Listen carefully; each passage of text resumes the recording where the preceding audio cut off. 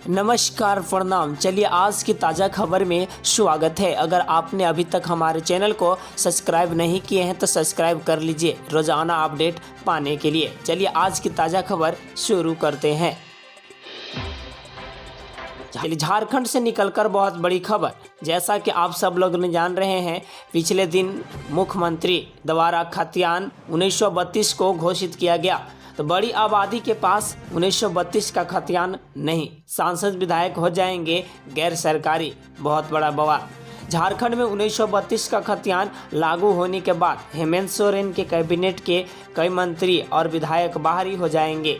उधर सरकार विधानसभा का विशेष सत्र बुलाकर इस विधेयक को पास कराने की तैयारी कर रही है। यहाँ अलग अलग जिलों में भिन्न भिन्न है सर्वे का वर्ष। झारखंड कैबिनेट के प्रदेश में 1932 के खतियान के आधार पर स्थानीयता को परिभाषित करने का निर्णय तो ले लिया है, लेकिन इसमें अभी कई अड़चनें हैं। बड़ी आबादी के पास 1932 का खतियान नहीं है और इस कारण झारखंड के कई सांसद विधायक भी खुद को स्थानीय नहीं साबित कर पाएंगे। यहाँ तक कि कैबिनेट में शामिल कई मंत्री भी गैर सरकारी कहे जाएंगे और बड़े पैमाने पर विधायकों का भी यह हस्तक्षेप होगा। इसके साथ ही सरकारी दफ्तरों में बाबुओं से लेकर अफसरों तक के सामने यही समस्या आएगी। और मैं बता देना चाहता हूं कि 1932 की खतियानी को लेकर खुशी का माहौल जो है पूरे राज्य में बनी। हर जगह पे, हर जिले पे एक जुलूस निकाली गई झामुमो कार्यकर्ता के द्वारा। रद्द हो 1932 का खतियान वरना धधक उठेगा कोल्हान, कांग्रेस से बगावत शुरू।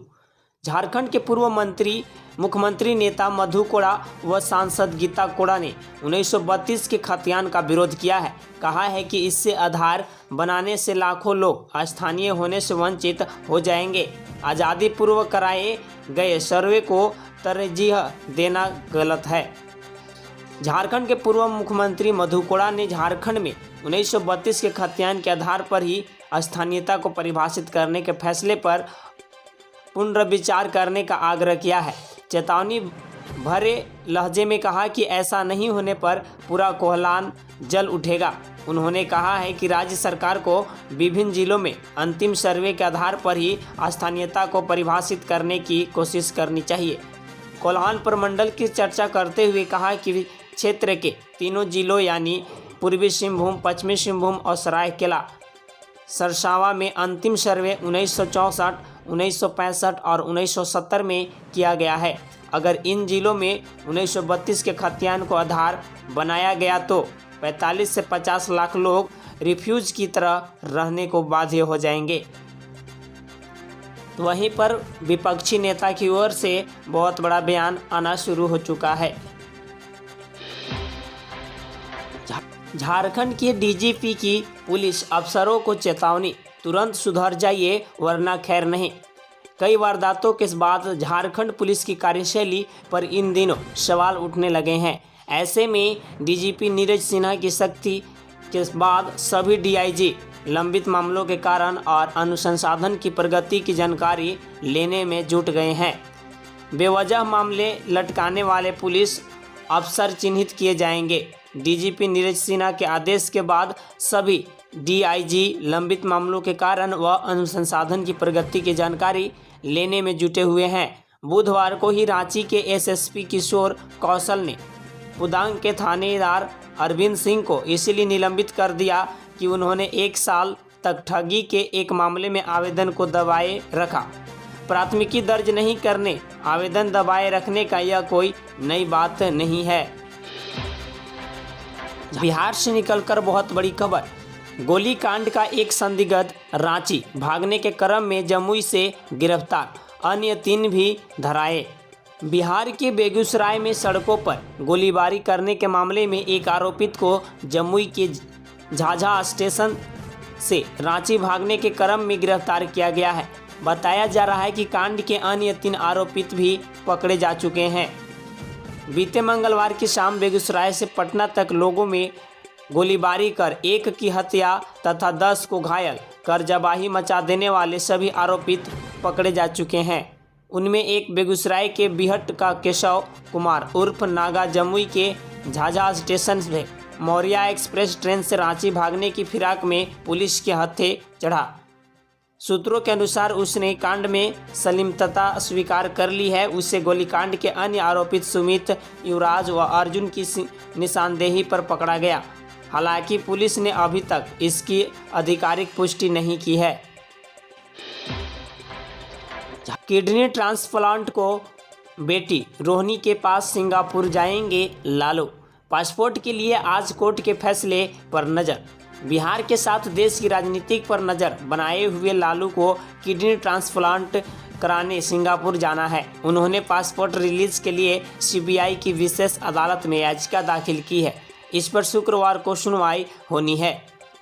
राष्ट्रीय जनता दल अध्यक्ष लालू प्रसाद यादव को किडनी ट्रांसप्लांट कराने सिंगापुर जाना है। उन्होंने पासपोर्ट रिलीज के लिए सीबीआई की विशेष अदालत में याचिका दाखिल की है, जिस पर शुक्रवार की सुनवाई होगी। सिंगापुर में लालू की बेटी रोहिणी आचार्य रहती है।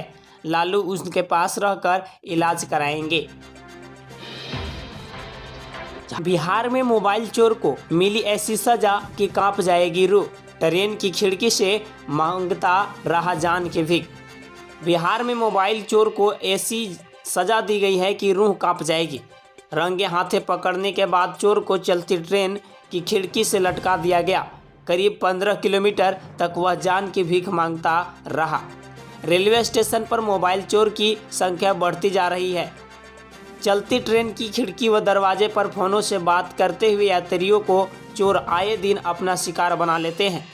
थोड़ी सी गलती हुई कि गाड़ी कमाई से खरीदा गया मोबाइल गायब। इनका गिरोह इतना बड़ा है कि यात्री सतर्क भी रहे तो एक दूसरे के माध्यम से ये चूना लगा ही देते हैं।